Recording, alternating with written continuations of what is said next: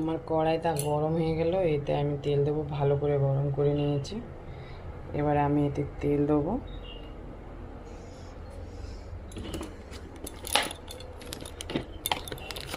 এতে আমি সাদা তেলটা দেব।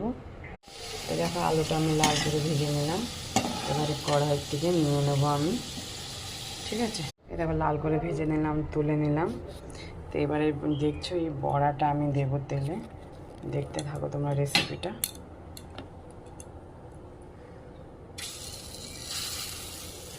ছোট ছোট করে দেবো।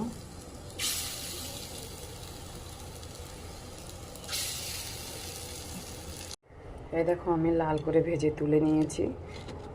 সব ভেজে নিয়েছি। এবারে দেবো, তেল গরম হয়ে গেছে। এবারে রেখেছি আমি যে তেজপাতা, শুকনো লঙ্কা, এগুলো আমি ফোড়ন দেবো, ঠিক আছে। শুকনো লঙ্কাটা দিয়ে দিলাম। তোমরা পারলে এতে একটু খাড়া মশলা দিতে পারো।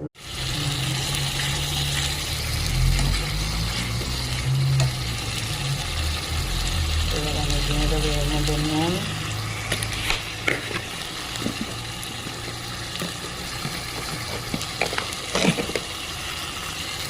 এই পরিমাণে নুন দিয়ে দেবো।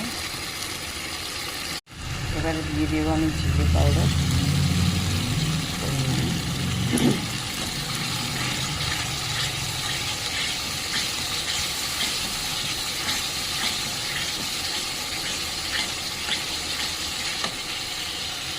এবারে দেবো আমি ধনিয়া গুঁড়ো।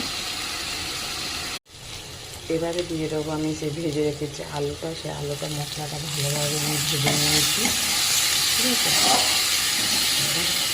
ভালোভাবে ভাজা হয়ে গেছে। এবারে দিয়ে দেবো আলু একটা কেটে রেখেছি, সেই আলুটা।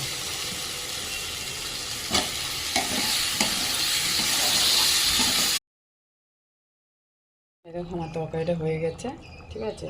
এই যে আছে, এই যে আমি ভেজে রেখেছি, এটা আমি এবার তরকারিতে দিয়ে দেবো। দেখো দিয়ে দিচ্ছি।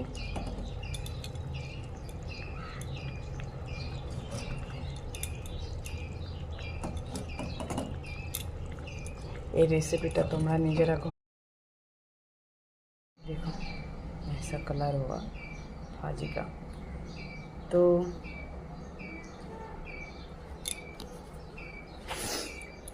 जिसको ये रेसिपी पसंद आई वो मेरा वीडियो में लाइक कमेंट करो और मुझे कमेंट करके बताओ आप लोग को और नया नया रेसिपी बनाओ। चलो टाटा बाय, लव यू।